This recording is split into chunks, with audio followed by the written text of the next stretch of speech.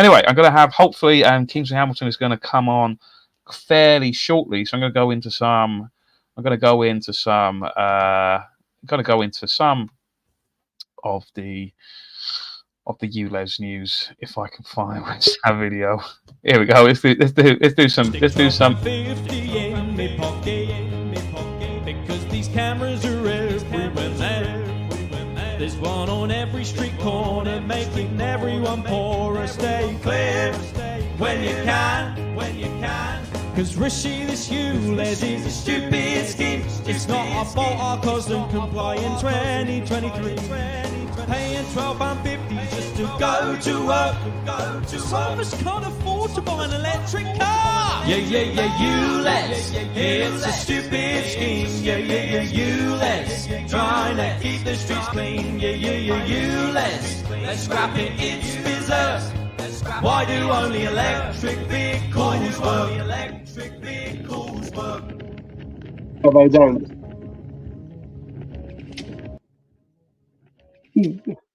Welcome to the show, Kingsley. How are you? Okay. You good? No, I can't hear you. Yeah, you're on, mate. You're on, loud and clear. There you go. I can hear you now. Thank you. How are you doing? You all right? I'm good, thank you. I'm good. I thought I brought you on because there's been not just ULEZ news, but there's sort of an expansion upon the ULEZ.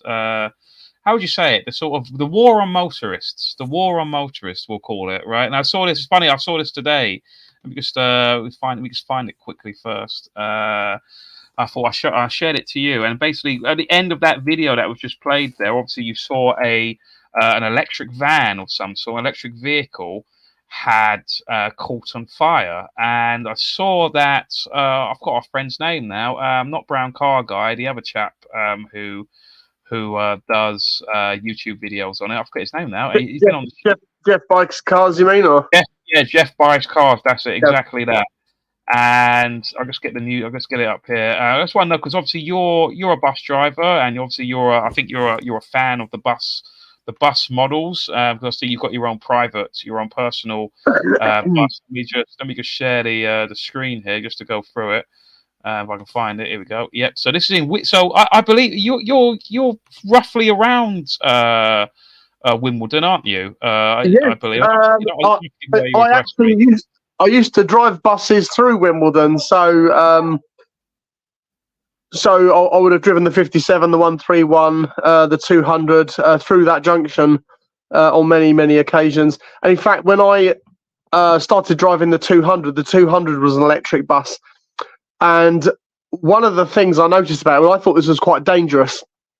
The electric 200 bus, it was GPS controlled acceleration. So when you're driving a diesel bus and you're in a 20 and you see that you're doing 21 or 22, you'd obviously just ease off the gas a little bit. When you're in an electric bus and when you can't do more than 20 in a 20, it won't let you. So the problem is you may be pressing the pedal a little bit harder than you need to without realizing it. But of course, the bus won't do more than 20 because you're in a 20. The problem then arises when you suddenly come into a 30 and then the bus turns into a Tesla, and all of a sudden you're going, whoop, and the power comes in very quickly. And of course, if you've got a vehicle in front of you and you've got the normal separation distance, there's a potential for a problem there. So obviously you have to then take your foot off the accelerator and then brake. Wow, so I wasn't aware of that. That's actually that's pretty much one step, almost a couple of steps away from self-driving buses, isn't it? Really, if they it's a little bit worrying. Yes, it is a little bit worrying. I mean, as I say, it's, it doesn't give the driver the responsibility or the control to decide how fast the bus is going. It takes that away. But of course, the problem is the computer can't see if there's any obstructions in front of you when it suddenly increases the power to the bus. So I think that's a flaw, really. I think they could probably make some sort of design tweak where you have to take your foot off the accelerator and then on again, like you do with cruise control. Perhaps, I don't know. I mean, that's something maybe they can work out. But we did actually have a bus fire as well while I was at the garage. So of these electric buses. So it's bizarre because they're new. they're new, you hear about people who've got diesel cars that do catch fire, and it does happen. Petrol and diesel cars do catch fire, but they usually have their problems when they've done huge amounts of mileage and poor servicing. You don't expect this from new vehicles, and of course we heard about this shipping container a little way back, container ship, sorry, that had a load of cars go up because an electric car caught fire. And again, that was a brand new Porsche. So it is worrying, but the thing is, there seems to be a narrative that nobody wants to talk about it. I mean, the Luton fire was reported initially as an electric car, and then it was, oh no, it's okay, it's a diesel. And then you read between the lines, and apparently it was actually a hybrid diesel. So it was apparently the electric part of the diesel car that caught fire, but it was a diesel. Let's just keep saying it's a diesel. So it worries me that there's a rush for this fast technology that hasn't been checked properly. If this was a washing machine, it would have been recalled yesterday. A washing machine by one of the big manufacturers, they would have recalled it and they would have said, this is dangerous, we need to recall it, there's a problem. Incidentally, actually, I had a fire in my house yesterday with an electric heater. That was, to be fair, that was a bit of an old one, but it was an old Lidl heater. But yeah, that'll be on my. If you look on my Facebook or my Instagram page, you can see the incident unfolding. I just threw it out of the house in the end, but yeah, it does worry me that we're just rushing into these things without having a proper debate. And when people say, "Look, there's something wrong," you get shouted down. You can't say that. You can't say that you're anti-environment, you're anti-this, you're against clean air. Nobody wants to have a conversation and talk and just look at things logically. It boggles my mind. It really does. I mean, same with ULEZ. So nobody wants I was just sort of skimming the headlines of this as well, and it's quite. It's becoming a bit too noticeable now, isn't it? That these electric buses are setting fire, and also they're just breaking down. I mean, it's quite funny. I went to 2 ULEZ protests in central London, and coincidentally, where your bus was going around. There was a broken down electric bus, and then another protest we did. I think that was at Trafalgar Square, and then there was one earlier this summer, at Marble Arch, and again another electric bus had broken down. So, like you say, so if this was a washing machine or some other kind of utility sort of device, it would be a mass callback. But I think what that is, Kingsley, is that they've invested too much money into this. Yeah, they've invested too much of the propaganda into it, and it's too. They want to, and it's mad. They would risk death. They would risk people's lives in order to save face, and it is quite harrowing when you think about this. Because they just banked so much on this, and the constant sort of I don't know if you saw the show just with Kadam just earlier, but we're talking about Greta Thunberg and stuff, which seems to be their puppet kind of mouthpiece for all of this sort of green alternative technologies. And it's just too much. It's just too much. They've put too much effort into it. I mean, what do you think it's going to take that it will be recalled? Does it need to be another great? Was it a Charing Cross fire type of incident, or was it Charing Cross? I think it was Charing Cross fire. King's Cross. It was the escalators at King's Cross. Yes, King's Cross. Yeah. Does it need to take that kind of? Because obviously that was because of the wooden escalators. Yeah, it was wooden escalators that had lots of oil, grease, and grime and litter and all sorts of things that had wedged down it. And people had been saying, "Look, these need to be replaced," and they were like, "No, they're fine. Oh, now we've had a fire. Okay, we better replace them now." Yeah, I mean, you're right. It is like that, and I mean. It took Grenfell fire tragedy and terrible tragedy, and obviously tragic loss of life. It took the Grenfell tragedy for them to say, "Hey, look, these buildings are not safe," and these again, these are all rushed through environmental policies. Let's make these buildings. Let's insulate these buildings with substandard stuff. Oh, we don't need to test it. It's fine. Let's just rush it through without putting it through proper fire brigade testing because it saves energy and it's better for the environment, all this kind of stuff. So that's another example. All of a sudden they then woke up and said, "Oh, we've got to test this cladding now against buildings." It took a tragedy for that to happen. We've had the same with the post office. It's taken ITV to do a big documentary about the post office scandal for the government to go, oh, okay, this is a little bit embarrassing. We're going to have to now exonerate all the people that have been convicted. I mean, I've been saying this for a long time. You know, every single one of those people should have had their convictions quashed, not from appeal, but the government should have just stepped in and said, the post office have acted out of order. You know, they've had a corrupt system where they've been looking after their own interests, and this seems to be happening with as you say, with the electric car industry. They've been so heavily vested, so many heavy vested interest in it that nobody wants to go, hold on a minute, we're making a big mistake here, or we need to think this through, or slow down a little bit. And I think this is the problem with ULEZ. ULEZ is trying to force people to get newer technology that's not quite ready yet. And the reason they've had to force people to buy this stuff is because market forces aren't enough. Market forces would say, well, if it's good, people will just buy it. Well, people have realised it's not good, and they don't want to buy it. So governments have had to step in and say, okay, well, we're going to force you to buy it. So you've got your 1.4 Toyota Yaris that's a diesel that's non-compliant, which is absolutely super efficient. You can't have that, but you can have a 5-litre Maserati because that's okay, because that's new and that keeps the car industry going. And I think this is the problem. People are suffering from this cost of living crisis. The car industry is a big player in terms of I'm going to call this what it is: government sponsorship. You know. The likes of Shell giving the Conservative Party 5 million quid, you know, things like that. And can I call it corruption? I don't know. Absolutely. I don't want any other word for it, really. No. Yeah. So these big corporations like Shell or electric car man. So Ecotricity, for example, the Ecotricity man, he's paid the Labour Party huge amounts of money. It's corruption. Obviously, I stood as an independent in the Uxbridge election. I had to buy my own leaflets. I had to pay my own deposit. I don't have these huge billboards saying Kingsley Hamilton. I mean, I'd love to have my name in lights, but the best I managed to do with that was the weakest link, and I got voted out. The point is, people.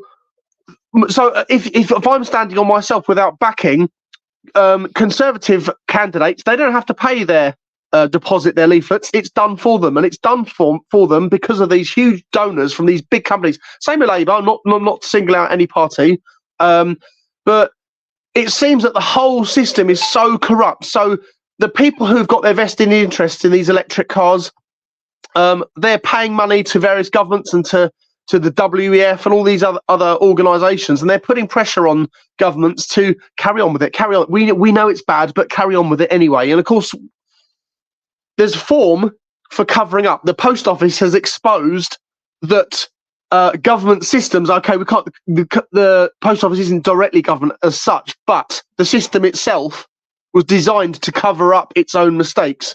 You know, as Paula Venables said, can they remotely access it? We need to show that they don't. Not, I need to find out if they do or don't. We need to show that they don't have a remote access. We need to protect the image of the post office. No, you don't. You need to get to the truth. And the same applies or should apply to industry. Market forces should apply. If I want to buy an electric car, I will buy one because I want to buy one, not because somebody has forced it down my throat and told me that my brand new Toyota Yaris that's got 30,000 miles, as clean as a whistle, is now no good on the road. And I've now got to go into huge debt. Bear in mind, we're in a cost of living crisis in the middle of several wars now, where the price of food's gone through the roof, the price of fuel's gone through the roof. And people can't afford to pay their rents. People can't afford to pay their mortgage. Interest rates have gone up, and yet they're saying, "Well, you've got to buy a new car." It's bonkers to me. I think it is corruption, unfortunately. But I think the only way we're going to have to deal with it is we need to take a leaf out of the Germans and the French book. We're going to have to kick off. Yep. I'm very much in favour of that. I think the ballot box solution is not I just don't think it's the right way of doing it. But I just wanted to quickly because there's other stories. The reason I brought you on because you're kind of like an expert in this, obviously one of the experts anyway. You sort of naturally become an expert in a way by this because you're obviously one of the main organisers of the ULEZ ULEZ protest. But there's other things going on in the country. We could share the screen here just to sort of show you what I mean. So this is obviously an old story from 2021, September 2021. And when driving takes its toll, pay by the mile is back on the agenda as Chancellor looks to plug a 40 billion green car tax black hole. But this was, if I can quickly just find, oh God, I've lost that story now. Where was it? Sorry, 1 second. This is another recent news story now. Is this, so drivers, this is now updated from literally, they're looking to go for this on the agenda of drivers may have to pay per mile with government plan. Motorists could pay for every mile in order to raise money for the government and help towards climate change targets. According to reports, government is considering bringing its toll system in for roads in the UK. Tolls are currently restricted. So this is all. So they're thinking is there was I think Peter Fortune, who sits on the London Assembly for Bexley and Bromley, I believe. He was the one who brought up that now there's this. Do you want to explain to the audience? You probably know more than me. What is Project Detroit? What is that? What's Project Detroit? Well, certainly the road user charging scheme, which is being talked about. It requires cameras absolutely everywhere. And what we've noticed with ULEZ, ULEZ had cameras placed maybe every couple of miles, but Sadiq Khan's been making sort of £800 million a day from ULEZ. That's just charges. That's not fines. So not £800,000 a day. Sorry, apologies. £800,000 a day. Obviously, that money seems to be being used to buy more and more and more cameras. And you drive down the road and you see one camera, and then 300 or 400 yards later, you see another, and you think, "Come on, you've got me already. You don't need to get me again and again and again and again." But this must send alarm bells ringing that pay per mile is coming. And if we cast our mind back to February, yes, it was February this year. There was a consultation for exactly this, for road user charging and road pricing schemes. Smart road pricing, I think it was called. The actual consultation closed on the 10th of March last year, 2023. But it wasn't published.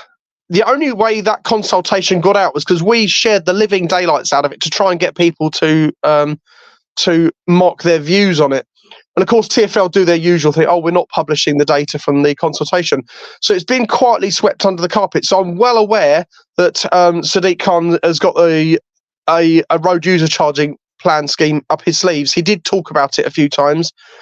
But the thing is, it's now coming out that he wants to start with the Blackwall Tunnel and the Silvertown Tunnel.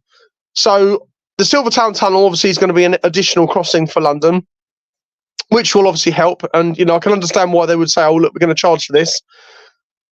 They then say, well, we're going to have to charge for the Blackwall Tunnel because otherwise people are just going to use the Blackwall Tunnel. Well, the argument there would be that actually the people who want to cut the queue would pay to use the Silvertown Tunnel, again, until it's supposedly paid off. Because let's not forget, Dartford Bridge and Dartford Crossing was supposed to be charged until it was paid off. Conveniently now, it's been sold to some French, I think it's a French corporation, I'm not sure, I might be wrong. It's been sold to a corporation anyway. And of course, it's still charging to this day, even though it's been well and truly paid off. So I'm a bit miffed that governments are not just stamping this nonsense out. I think this is a way to try and get rid of cars completely and have full control over us.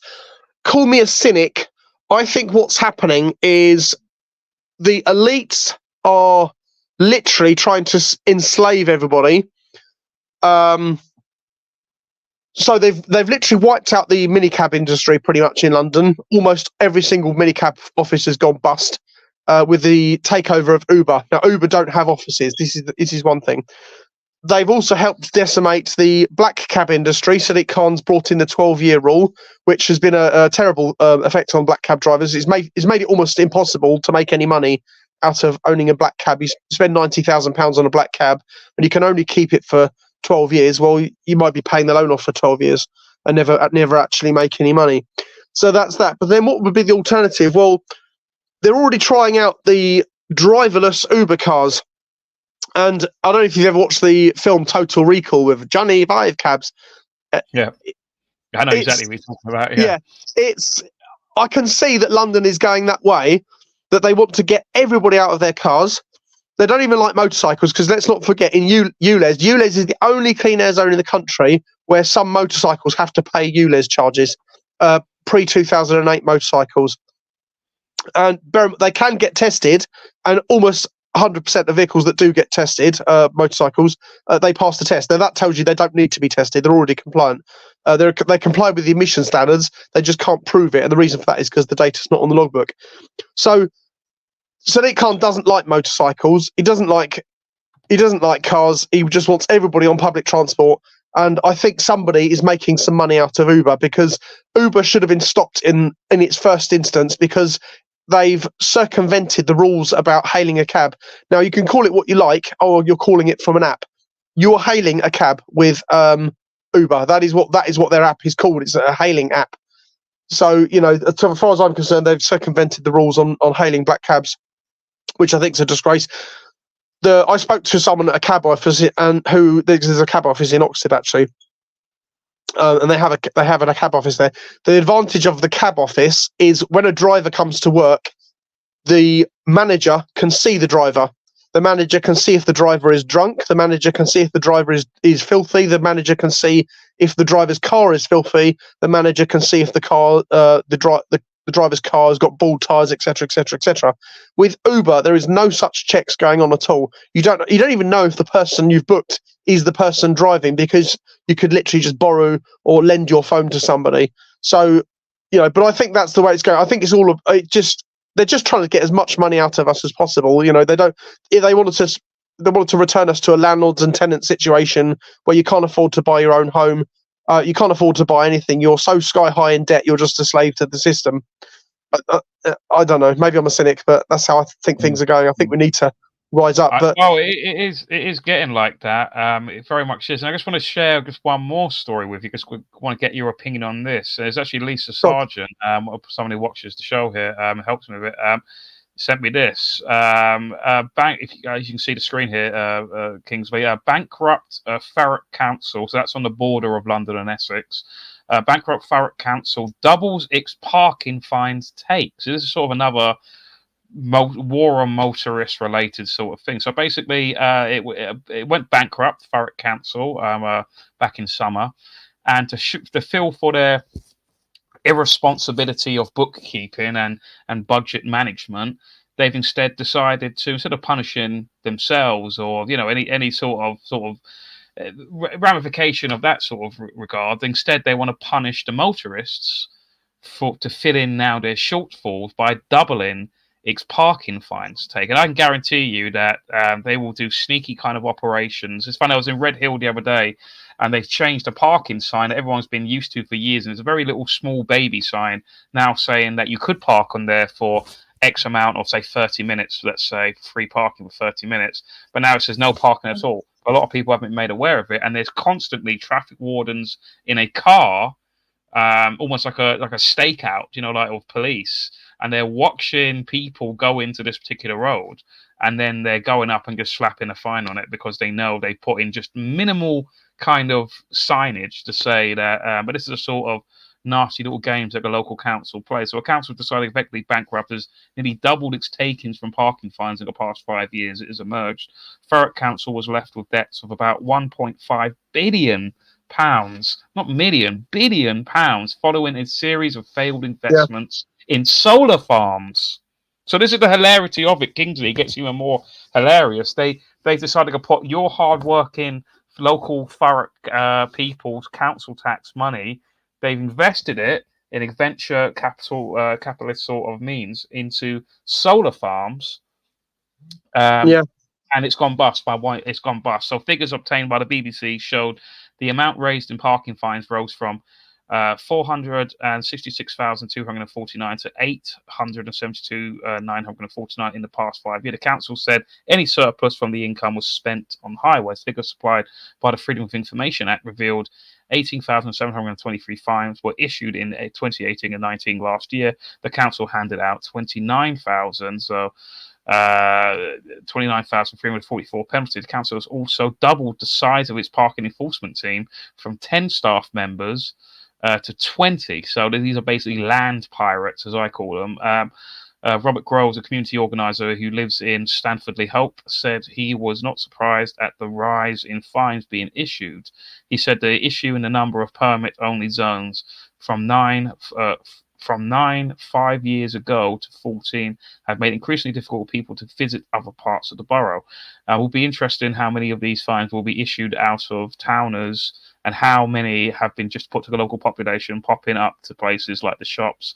I suspect it'd be the latter. So the local people being punished for basically the. So I mean, this is quite something, isn't it? I mean, what's your opinion on that? Have you heard about this story?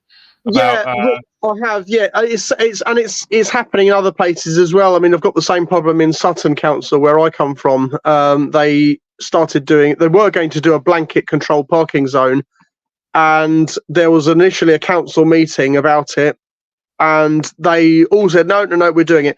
Literally, there was a humongous meeting of the local residents, and they kicked off big time, to the point where the newspapers were involved. And eventually Sutton Council backed down. So they went back down from a controlled parking zone and went to a parking permit zone, which is a bit of a compromise. Again, people are saying, look, you know what, I don't want a permit to park outside my house. I just want to park outside my house. Because as you say, you know, it makes it difficult to visit other areas, because then you need a different permit for this place and a different permit for that place. But you're right, it seems to be about fines. Hold on a second. Sorry, got my kids in the background. That was fine. So it seems to be that the motorist is the easy target, and you know, because we all wear a number plate because we're law-abiding citizens. Sorry, 1 second, Teddy. I'm not doing it the other day. Can you just take Teddy and pay for the other? Sorry, thank you. Sorry. So yeah, the motorist is the easy target. We're law-abiding citizens. We've got vehicles and people use them, and of course that means that we're easy to take money from. I do think that a lot of this signage is poor. I mean, so on Carshalton Road in Sutton, for example, there's a school street. So about halfway down the road, there's a sign with the red sign with the car and the motorcycle on top of each other, which means no motor vehicles. But it's halfway down the road. So if you're driving a big vehicle, you can't do a U-turn. You've got to back out. Now, there is a sign on the road in a blue square with no through road during such and such time. It's not very clear. In Croydon Council, there is a road just off front. That's a council, by the way. Croydon Council, they've not gone bankrupt once, but twice somehow it consecutively gone bankrupt. Well, again, they don't like the motorist either. So so there's a road in Croydon which is seems to be clocking lots of people. But the difference with this one is better signposted. So instead of having the blue sign with writing, it's got the white sign with the red circle sign and the car and the motorcycle saying no motor vehicles, and it says so in 300 yards. So, but again, that particular road, I can't remember the name of the road. It's off Sumner Road in Croydon, but it's caught so many people because it's literally just in the middle of the road. There's no restrictions or there's no bollards there or anything. There's literally just two signs and a camera saying, you know, residents only during such and such a times or whatever it is. But you're right, it's just a cash cow. How do we get money? I know, we'll just rob the motorist. You know, I understand box junctions where, you know, they're causing a problem or something like that. I understand that, you know, or cameras stopping people parking on double yellows on a corner, you know, things that are causing, you know, genuine obstructions to people. But as you say, these councils, they're just thinking, we need to make some money. We're not making it from council tax. We're not making it from business rates because all the shops are shutting down because we've got rid of all the car parking spaces. So we'll just attack the motorists a bit more. I don't think it is a bit of a vicious circle. Certainly when you talk about high streets and closing down, I think people are avoiding high streets. And I certainly avoid my high street because of the parking restrictions. I don't want a parking ticket. I want to be able to nip in and out without having to go to a car park, put £3 in and then go to the shop to buy a newspaper. I don't want to do that. I want to literally park outside the shop, nip in, nip out and get out of the way and not cause anybody any problems. But, you know, all these high streets are being redesigned. They're being redesigned to be pedestrian friendly, and that's great. But how do the pedestrians get there? Well, a lot of them drive. Yeah, so it is quite something. What's that's going on? It's just I've put up. I'll tell you what, my sort of 2 cents to the Thurrock Council thing. I wrote a sort of a long post on it earlier. I'll just read it out slightly, and let me know what you think of this, Kingsley, because I generally do think that, like I said earlier, is that I don't think that voting, you can't really vote your way out of this in a way. It's become too, it's too controlled. The ballot boxes are too controlled. I think at the end of the day, it's the unelected bureaucrats, the civil servants who really do run the show. I mean, I think Yes Minister, the TV show, was the blueprints of how this country is really run. I've written this when it comes to the Thurrock Council. It goes, just like how Khan exists. Sorry.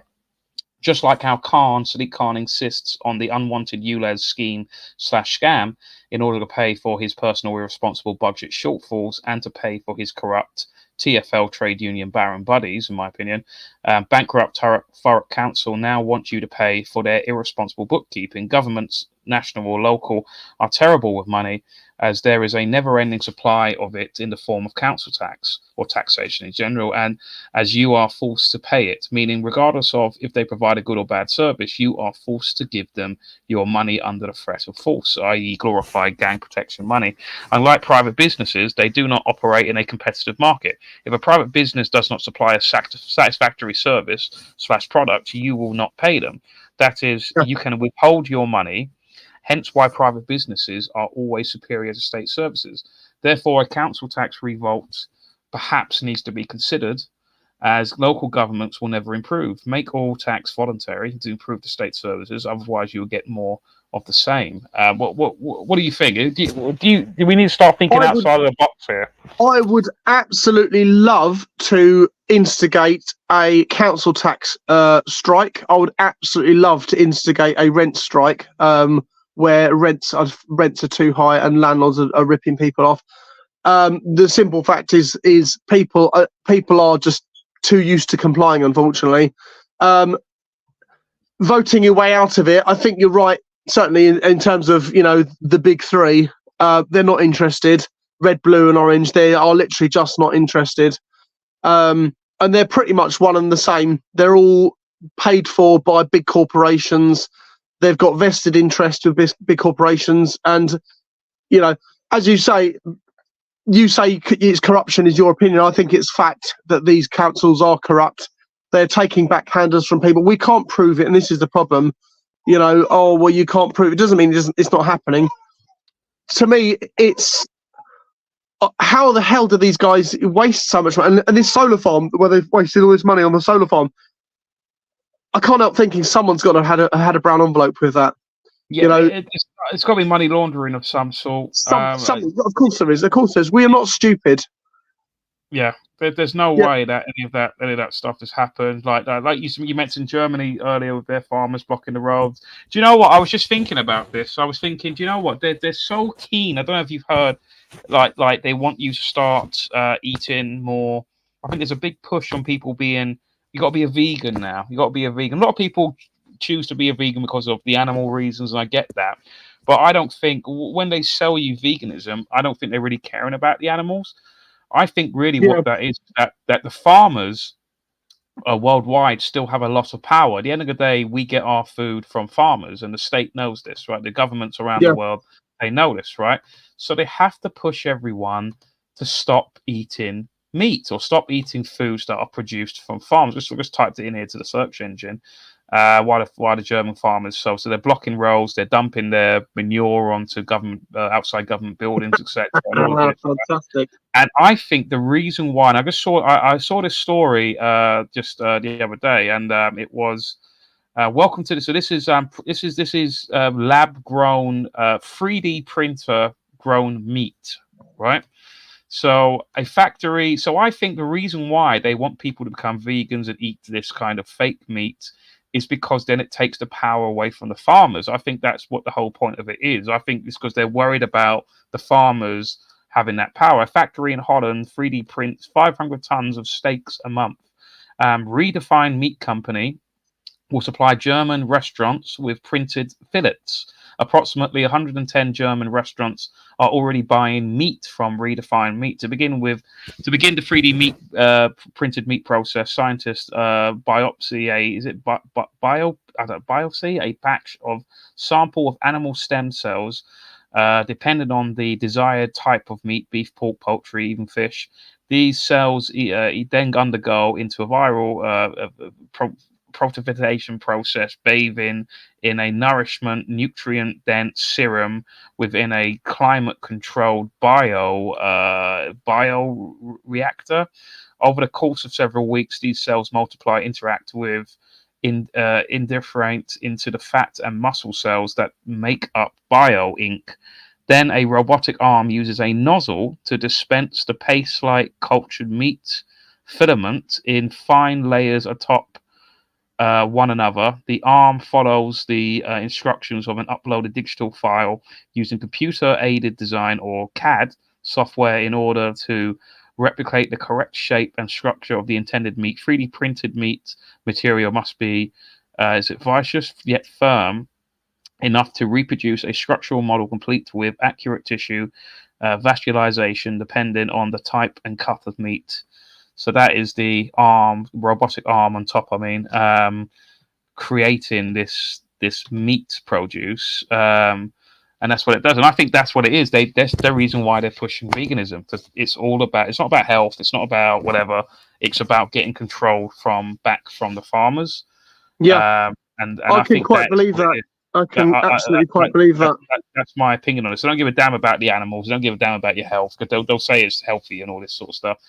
But really, they don't care. So I thought it just reminded me of that when I saw German farmers and I saw the story. I thought that's the con, isn't it? That's why they want you to eat this, because this will be produced in state-controlled, big corporation-controlled environments. Whereas obviously with the farmers, it's a different story. It's just individual people taking power back to the people. So, well, I mean, I don't know. That's what I think. It means that, as you say, factories can start making loads of stuff, and they don't need farmers. Because the thing about a farmer, the farmer makes the money himself, or some of it. If it can all just be produced synthetically, again, the big corporations can take over, kick out the skilled food workers, and just employ lemmings effectively to. Just to fill up boxes, or probably not even do that. Just get robots to do it. So it's such a shame. I mean, everything's just being automated. All the till staff are being sacked. For robots. It's just craziness. Yeah, it is. It is getting something. It is getting that. I think you're right. I think it's just about taking stuff away from people. Not letting anybody have anything. And who was that chap? I can't remember his name. You'll have nothing and you'll be happy, or you'll own nothing and be happy. Klaus Schwab talking about him earlier, about the Davos. Funny enough, that's this month actually. It's in Davos at the moment. It's setting up in the next week or so. So the last guest we just had on before you, Kingsley, he's actually going to Davos to that WEF meeting. To report on it and try and catch some people coming out and asking them questions like, who are you? My charger is plugged in, but my battery looks like it's going down faster than it's charging. No worries, mate. I'll let you go. I'll let you go. No worries, mate. Is there any upcoming events that you want to? Yeah, so we've got a big protest, 27th of January, Trafalgar Square, midday. So we'll be there from 12 till 3. We might do a little march as well. What date is that? Sorry, say that again. 27th of January at Trafalgar Square. Saturday, 27th of January. Yeah, okay, that's brilliant. Thanks very much for you're welcome. Coming on, Kingsley, and we'll no doubt I'll probably see you again at some event. I saw you the other day, obviously, at the Richard Vogue. Yeah, that was good there. In Dorking, in Surrey. Yeah, so that was quite interesting. Yeah. It's actually a surprisingly good event. But yeah, I'll see you no doubt again. Hopefully, we'll be coming on again talking about anything. Just let us know any other sort of events that are coming on and anything you want to promote. Absolutely, thank you. Yeah. All right, then, mate. Take care. Have a good night. Yeah, have a good weekend. Cheers, take care. See you. Bye. That was Kingsley Hamilton, guys, one of the sort of main organisers of the ULEZ protests.